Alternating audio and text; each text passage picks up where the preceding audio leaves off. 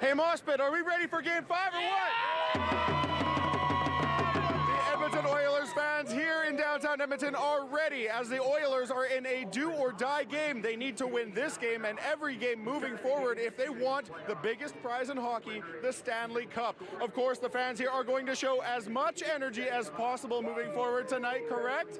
All to get their team spurred on back into this battle here. But just how much can they actually impact the game and your sense of hearing?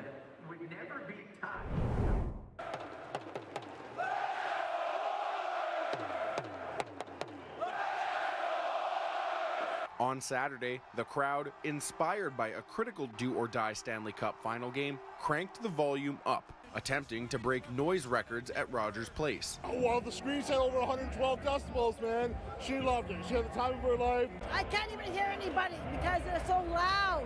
You could feel the vibration of the seats. It was probably the best hockey experience I've ever had in my life.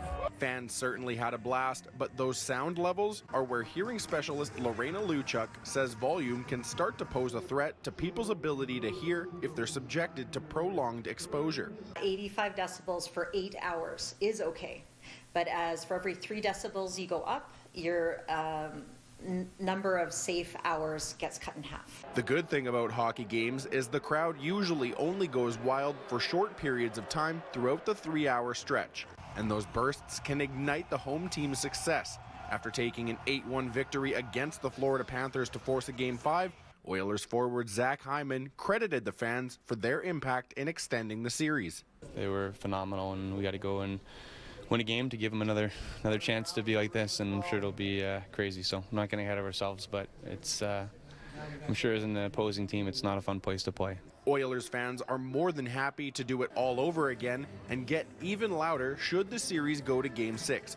But Luchuk says spectators should consider wearing some form of hearing protection, especially if they've been along for the ride in the streets and the arena since the beginning of the postseason. Anytime our ears are ringing, anytime we have to turn up the volume a little bit following an exposure, we've done hopefully temporary, possibly permanent damage, and it's a warning sign from our body saying don't do that again.